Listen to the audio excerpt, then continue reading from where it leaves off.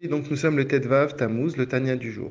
On a expliqué les jours précédents que le Ta'anit, justement, vient se placer pour renouer le lien avec Akadosh Baruch Hu.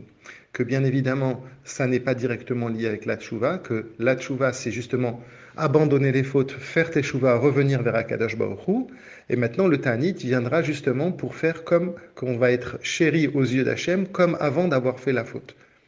Maintenant, les Chachma Kabbalah ont quantifié, ont donné le nombre de jeûnes par rapport à la faute qui a été faite. Alors ça va dépendre si c'est Chayav Karet, ou bien Minatora, ou bien Midera Banan, ou bien si on a annulé une mitzvah tassée. Donc par rapport à chaque style de Havera, ils ont quantifié, ils ont donné le nombre de jeûnes. Aujourd'hui, l'Admorazaken nous dit que, attention, tout ça c'est bien sûr valable pour une personne qui est en bonne santé, qui va être capable de jeûner. Mais, comme par exemple à l'époque des Tanaïm et des Amoraïm, dans le sens où ils pouvaient continuer une journée normale en jeûnant. Ils se faisaient quelque part une sorte de yissour de souffrance, mais c'était une souffrance qui leur permettait quand même de pouvoir passer une journée normale. Mais si on est dans une situation comme la nôtre dans nos générations, où quand on jeûne, eh bien on est affaibli. Et donc par conséquent, on se met dans une situation où on n'est pas capable de tenir ce jeûne-là, on se met quelque part un petit peu en danger soi-même, et bien là, par rapport à ça, la Gemara dit que celui qui se comporte de cette manière-là, il est appelé choté, quelqu'un qui fait une faute, c'est une faute.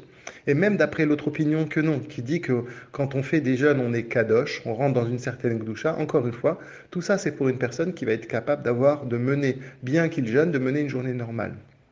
Le Hadmorazaken insiste et il dit en particulier, si dans notre avodat Hashem, que ce soit dans l'étude de la Torah, on va être affaibli, ou que ce soit dans la tfila, dans tout ce qui va être le Kodesh, si en jeûnant, eh bien on va faire une tfila qui va être avec moins de kavana, on va faire moins d'études de Torah, alors là encore plus c'est grave. Et là à ce moment-là, on fait quelque part, on est en train de faire le contraire, puisque comme on a dit, le Ta'anit vient pour remettre le lien avec Akadosh Baruch Hu, c'est un cadeau comme un korban qu'on offre à Hachem, à ce moment-là, ce ta'anit-là va venir couper. Il va être la cause du fait qu'on va mal prier, la cause du fait qu'on risquerait de ne pas bien étudier. Donc par rapport à ça, il faut éviter du tout de jeûner. Donc quand est-ce qu'on peut le faire? C'est vraiment quand on a une très très bonne santé, et en particulier dans les générations précédentes, où il pouvait justement mener une journée ordinaire.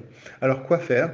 Eh bien, l'Admorazaken nous dit que on va mettre de l'argent à la tzedaka en rapport avec les repas, en rapport avec les jeûnes. On va calculer le nombre de jeûnes qu'on doit faire par rapport à la Avera que l'on a faite, et on donnera cet argent à la tzedaka.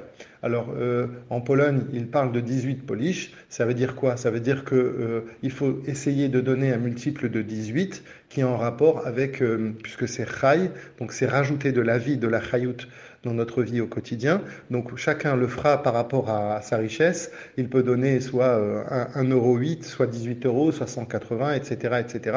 Essayez de rester dans une somme qui va être en rapport avec le 18, multipliée par rapport à la Avera qu'il a faite.